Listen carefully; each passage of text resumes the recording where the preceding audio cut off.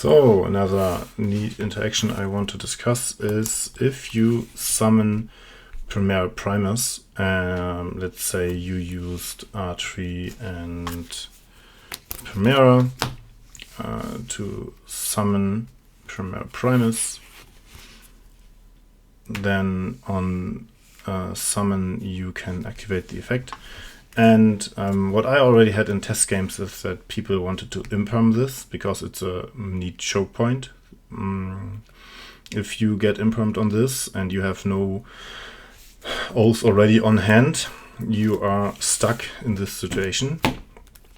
So what already came up is doing duality on Primus and then summoning Dragoon. And then with duality in grave, you often already can also banish it to reshuffle Primus and something else to get a draw. And then you have one card in hand to discard for the negation. And your Primus effect resolves because it was not there anymore when it got targeted by an Imperm or Veiler. This also can help in breaking boards, because Primus effect to search is also has also the effect to destroy a card on my side and opponent's side. So I can say I want to destroy Dragoon and any card on the opponent's side, and because Dragoon cannot be destroyed, it will not be destroyed, but the other card will be destroyed. So that's a neat small interaction that I really like. And if you play Bestials, you could also play Malong to have more targets for duality. Currently, there are no good targets for Primera and Trudea, the two main monsters that needs to be protected. There is a fusion that is level 4 dark, but has no effect at all, and I don't think it's worth playing it. There's no light pyro currently existing that can be used for duality. So that's that. But you can also duality on Auxilla. Let's say you have an opponent that knows how to play against Centur-ion. Then if they have just one Imperm, the best thing that they can do is to not use Imperm on any of the normal monsters, but to wait until Auxilla. So at my locals, because I play this deck quite often, people know how to play against it, so they keep their Imperm or Veilers until Auxilla hits the field. And if you get impermed on Auxilla and you don't have specific extenders, you're stuck. So what helps here is duality again, because they target imperm on Auxilla. You duality this into a Crimson Dragon, and if you already have Phalanx engraved because you dumped it earlier by using Wake Up or by just dumping it from hand, you can, in the same chain, so chaining 1, duality, dump, tribute for cost Auxilla, then you can banish in the same chain, banish chaining 2 Phalanx, target Auxilla, and you have an O card on field, so it cannot be bestial. So then chaining resolves, you reborn Auxilla, and then you get Crimson on field. And that way you can have Crimson with duality in your turn 1 already without anything else. The only thing that you of course need is Phalanx engrave, but that can often be achieved by using Wake Up. And then of course you can do Crimson take out into Cosmic Blazer. Remember to summon this in defense because it has 1500 attack only after you reborn with Phalanx. That is what you can do with duality. And what I personally like the most is playing Book of Moons, because they can, in my opinion, they are better than crossouts. The only downside they have is that they cannot protect Primera against Ash Blossom. Sometimes you can do Book of Moon on Primera to protect it against Imperm and Veilers or other target negations, because then you can still set up a little bit with field spell, Trodea effect, Primera Primus, Atri, and then from there you have at least pop on the opponent's turn, if these are the only engine cards that you have in hand. This would be then the board basically, right?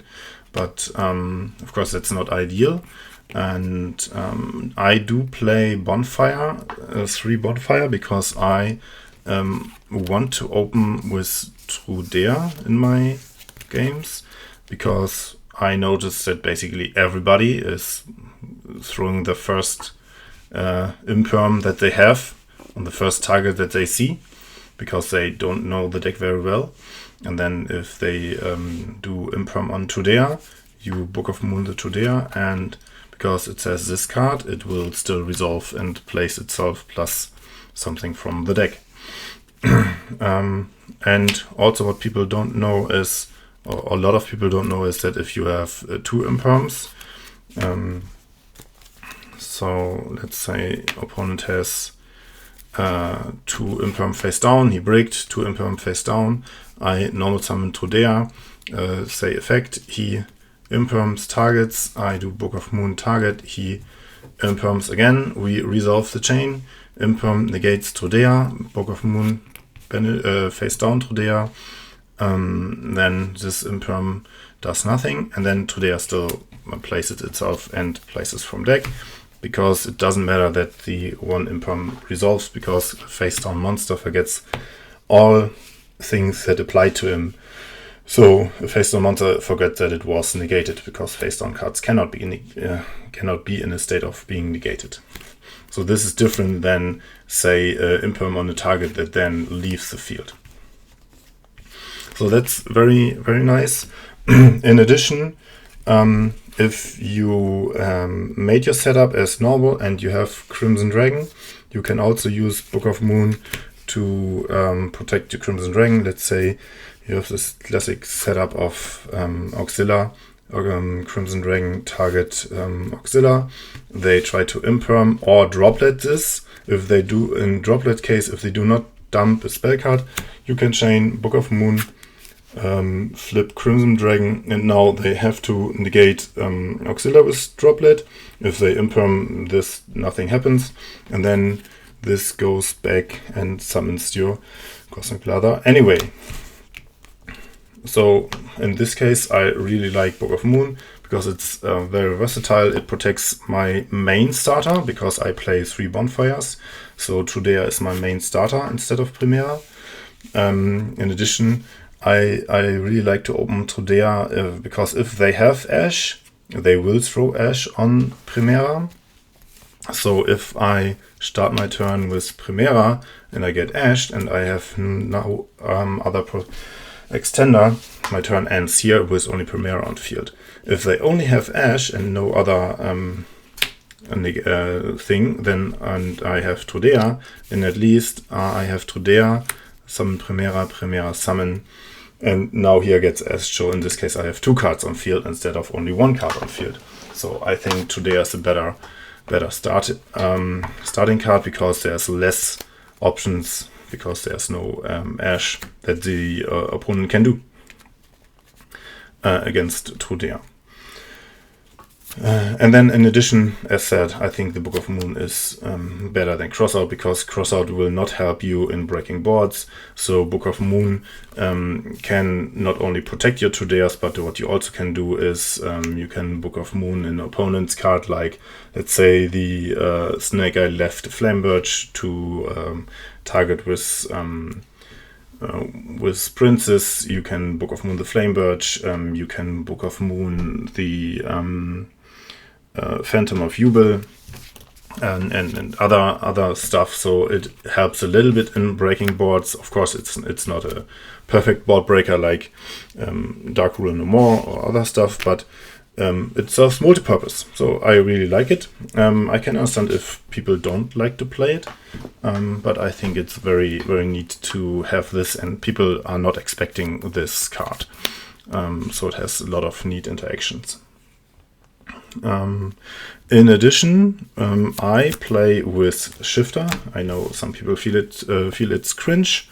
Can fully understand it, but I think the deck's power level is not strong enough if you do not play shifter.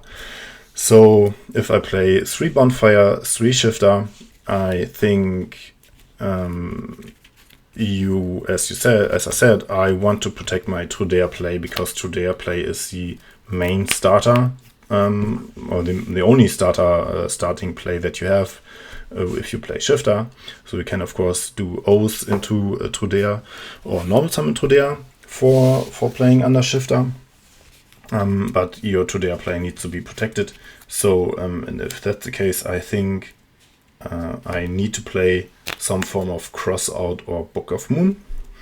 And I personally like the versatility of Book of Moon a lot more.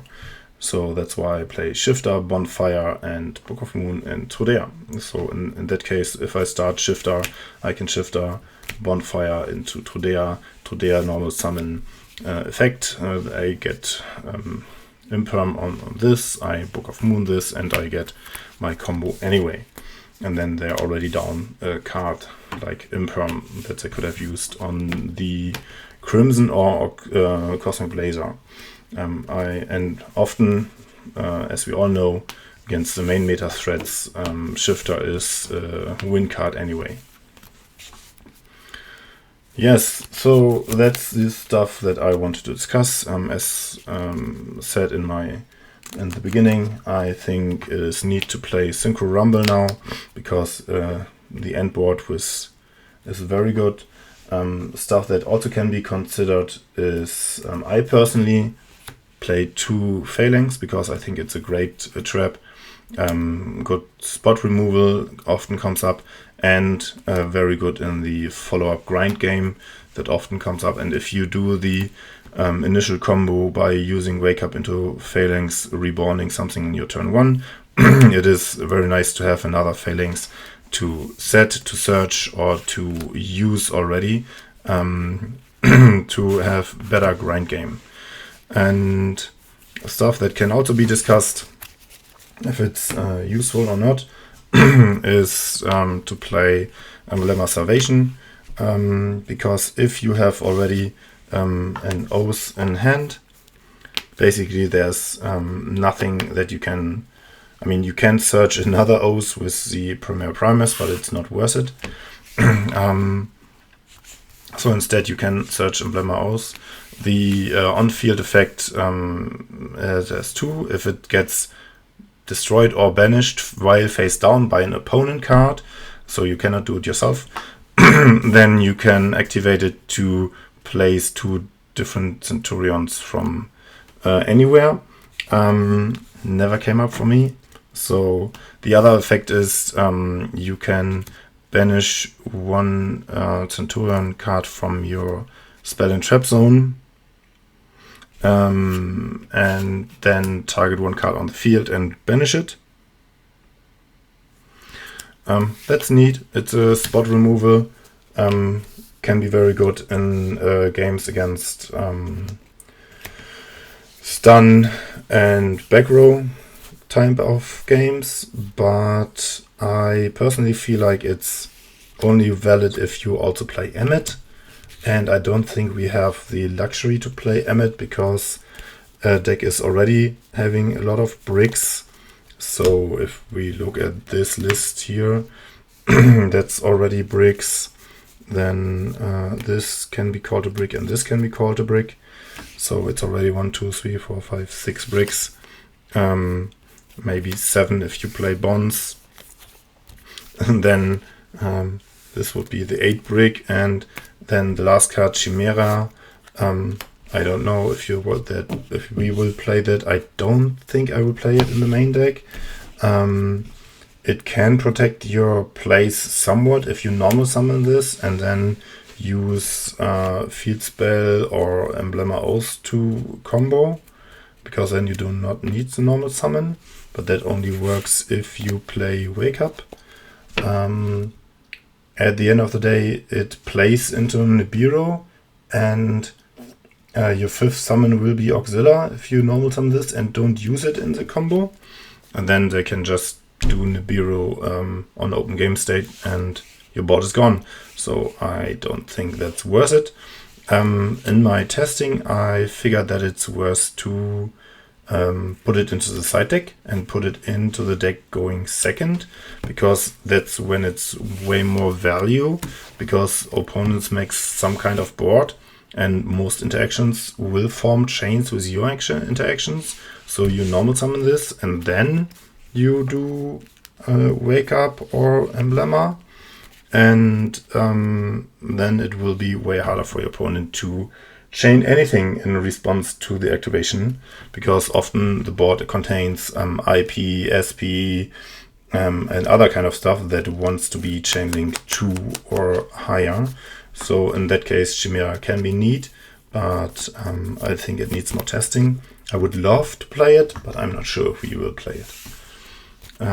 Yeah, that's some input from me, and would like to know your thoughts about it. Thank you. Goodbye.